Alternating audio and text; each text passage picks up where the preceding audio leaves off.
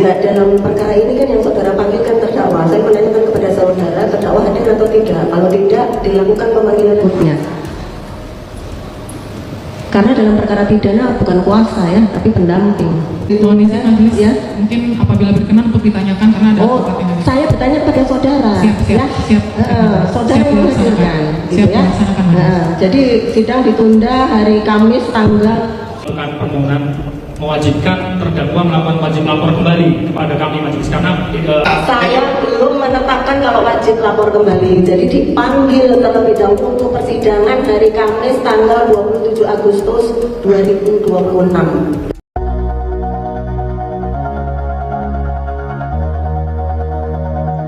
Halo pemirsa dan sahabat Sarang Informasi, persidangan hari ini memanas. Sidang Dr. Tifa digelar kembali. Akan tetapi Dr. Tifa tidak hadir di persidangan. Bahkan jaksa penuntut umum pun terkesan memaksakan persidangan ini harus berlanjut. Akan tetapi ada hal yang sangat menarik. Persidangan ini memanas antara hakim dan jaksa penuntut umum pun terjadi perdebatan yang sangat serius.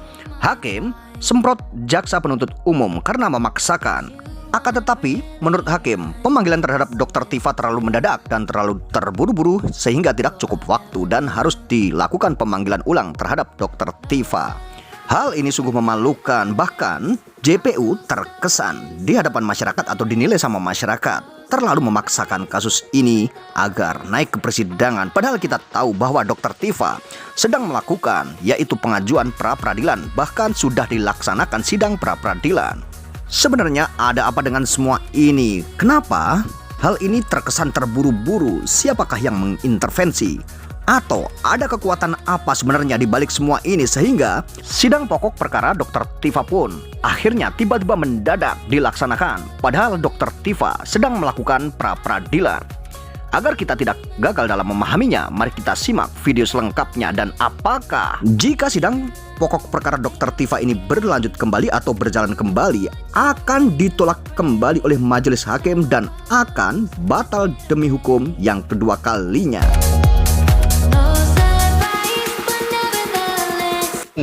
Ya oleh hakim juga tidak mau melanggar undang-undang. Cuma yang menarik tadi ada usulan JPU bahwa disuruh wajib lapor lagi ke JPU. Kalau wajib lapor ke JPU berarti statusnya tersangka, bukan terdakwa. Kalau tersangka persidangan ini nggak boleh terjadi, ya kan? Jadi dakwaan yang kedua ya pasti cacat hukum dan batal demi hukum yang kedua. Mungkin sidang persiapan juga Mas. Jadi belum hadir. Mohon izin majelis mungkin bisa dikonfirmasi ke penasihat hukumnya atau ke advokatnya majelis karena kami sudah melakukan pemanggilan secara patut pada hari Kamis tanggal 30 Juli 2026. Nah, dalam perkara ini kan yang saudara panggilkan terdakwa, saya menanyakan kepada saudara, terdakwa hadir atau tidak. Kalau tidak, dilakukan pemanggilan berikutnya. Karena dalam perkara pidana bukan kuasa ya, tapi pendamping.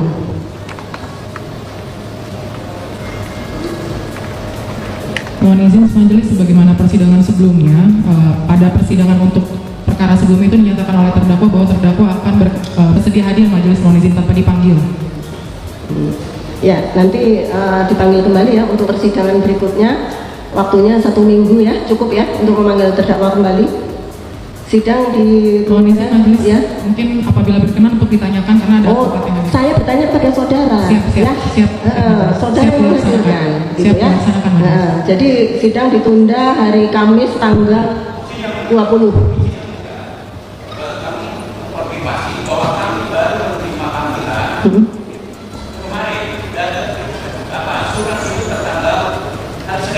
Oh, berarti belum cukup waktunya ya, makanya dipanggil kembali gitu ya, makanya kita hadir hari ini begitu.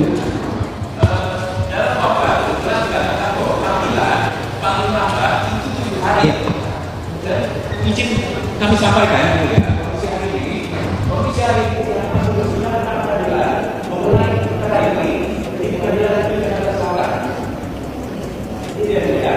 dan sesuai kuhap yang baru dengan 20 di pasal 163 huruf E menjelaskan Iya, cukup ya Pak ya. Jadi gini ya, karena panggilan belum mencukupi waktunya, katanya baru terima hari Senin. Untuk kalau saya hitung di persidangan tanggal 20 nanti belum cukup 7 harinya kalau dipanggil mulai besok. Jadi persidangan tanggal 27. Dan akhirnya, ada yang aneh di sini yang dilakukan oleh JPU setelah hakim menunda sidang tanggal 27 Agustus dan dilakukan 2 minggu kemudian. Akan tetapi, jaksa seakan-akan merasa kesal dan membuat cara-cara baru dan membuat drama-drama baru agar Dr. Tifa diwajibkan lapor. Dan akhirnya, kedua kalinya jaksa disemprot oleh hakim. Hakim langsung semprot jaksa penuntut umum dan menolak perkataan dari jaksa penuntut umum tersebut. Tanggal 27 Agustus 2026 gitu ya terdakwa ya, penuntut umum ya, untuk manggil terdakwa gitu ya. Baik, kondisi majelis. Ya. Baik, apabila majelis memutuskan untuk kami memanggil kembali, akan kami panggil kembali untuk kesempatan berikutnya. Namun sebelum sidang ditutup, kami ingin menyampaikan untuk melakukan permohonan mewajibkan terdakwa melakukan wajib lapor kembali kepada kami majelis, karena menghadirkan terdakwa pada persidangan juga merupakan salah satu tugas dari penuntut umum, dan pada saat dilakukan penyerahan tersangka dan barang bukti, terdakwa ini sepakat untuk kooperatif, dan salah satu nilai kooperatifnya adalah untuk dipanggil apabila ada wajib lapor. Demikian majelis. Ya nanti seperti yang sudah saya sampaikan masih ada kesempatan memanggil, nanti berikutnya kita tetapkan begitu ya. Gitu ya Pak ya, mohon maaf ya Pak ya, karena di sini terdakwa belum hadir, penasihat hukum untuk mewakili gitu ya, belum mendampingi. Enggak, saya nanggapi begini aja. Dikatakan Tidak usah Pak ya. kalau memang wajib lapor kembali berarti statusnya tersangka. Saya belum menetapkan kalau wajib lapor kembali. Jadi dipanggil terlebih dahulu untuk persidangan hari Kamis tanggal 27 Agustus 2026. Begitu ya. Karena ada pukul 09.00 gitu ya. Ya, sidang selesai ditutup. Lalu bagaimana dengan tanggapan dari kuasa hukum Dr. Tifa? Apakah sidang ini akan terus berlanjut? Dan apakah status Dr. Tifa akan batal demi hukum yang kedua kalinya? Jika status terdakwa Dr. Tifa akan batal kedua kalinya di persidangan ini dan hakim akan memutuskan bahwa perkara ini ditolak, tentunya jaksa penuntut umum ini adalah wakil dari negara atau wakil dari pemerintah, akan kalah yang kedua kalinya, dan ini tentunya akan dipermalukan dan akan malu dilihat rakyat Indonesia karena dakwaannya berkali-kali ditolak oleh hakim dan batal demi hukum, dan rakyat pun akan berasumsi kenapa jaksa tidak teliti dan tidak cermat dalam melakukan sebuah dakwaan atau membuat sebuah dakwaan. Seakan-akan dipaksakan dan tergesa-gesa, terburu-buru. Yang penting kasus ini terus berjalan. Ya oleh hakim, ya hakim seperti saya katakan tadi, mungkin hakim juga dia mau melanggar undang-undang, ya kan, makanya ditunggu bahkan 2 minggu, bayangkan tanggal 27 ditundanya nggak tanggung-tanggung ya, 2 minggu ya. Kami memahami, ya kan, karena saya katakan bahwa selama hakim juga akan melakukan due process of law dengan benar, tidak mungkin ada persidangan hari ini. Cuma yang menarik tadi ada usulan JPU bahwa disuruh wajib lapor lagi ke JPU. Kalau wajib lapor ke JPU berarti statusnya tersangka, bukan terdakwa. Kalau tersangka persidangan ini nggak boleh terjadi, ya kan? Ya kan tersangka disuruh wajib lapor lagi. Oke, kalau emang wajib lapor tapi status kami down, bahkan sidang kemarin pun juga seharusnya tidak ada. Oleh sebab itu secara tersirat JPU mengakui bahwa ini sudah tidak ada perkara ini. Dia mau mulai nol. Nggak masalah buat kami, wajib lapor lagi. Berarti dia sendiri yang mengkonfirmasi bahwa statusnya menjadi kembali tersangka, bukan terdakwa. Jadi dakwaan yang kedua, ya pasti cacat hukum dan batal demi hukum yang kedua. Jadi yang pertama udah batal, ini batal semua, gitu, ya kan? Kami tetap akan melakukan sesuai dengan ketentuan dan undang-undang. Kami tidak mau menekan hakim, kami tidak mau menekan Mahkamah Agung seperti yang dilakukan oleh tim hukum katanya itu, ya kan? Kita dudukin Mahkamah Agung, kita minta memecat ketua pengadilan dan sebagainya. Kita lawan, yang dilawan itu siapa? Kalau yang dilawan kan berarti hakim yang dilawan, Mahkamah Agung yang berarti kan melawan negara. Kalau itu terbukti ada mens rea dan ada perbuatan permulaan, menuduki benar Mahkamah Agung, maka itu termasuk makar. Berarti mereka melakukan makar. Karena yang dilawan mereka bukan kami tapi negara. Itu dari saya.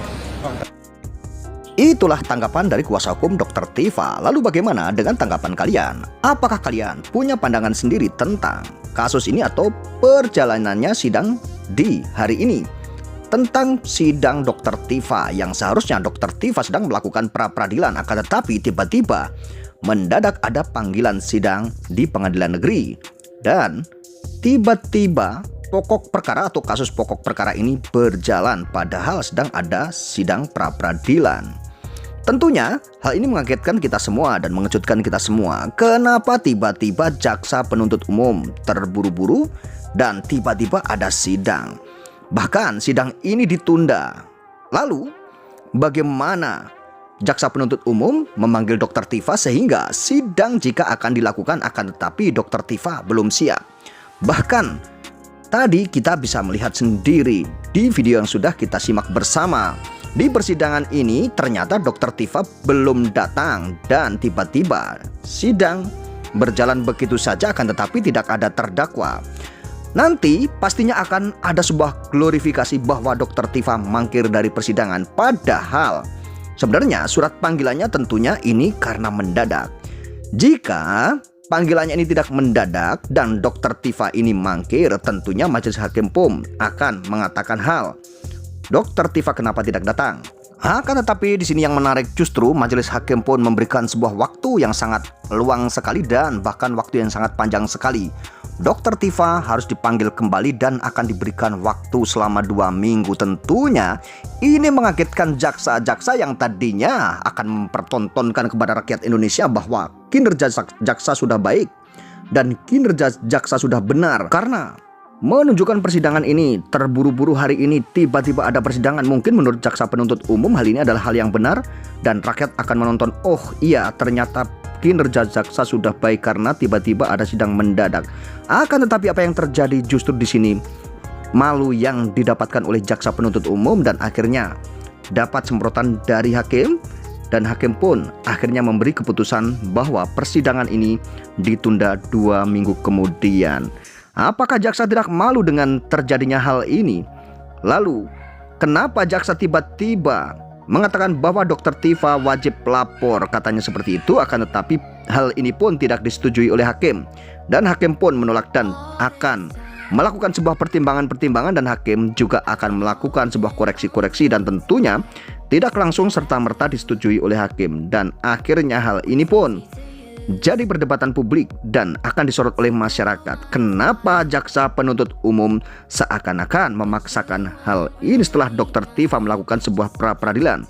Sedangkan kita semua tahu kemarin saat Dr. Tifa melakukan pra-peradilan ada kelompok dari Jokowi yang tidak terima. Lalu bagaimana tanggapan kalian di video ini? Silahkan komentar di kolom komentar video saya ini yang sudah saya sediakan. Terima kasih.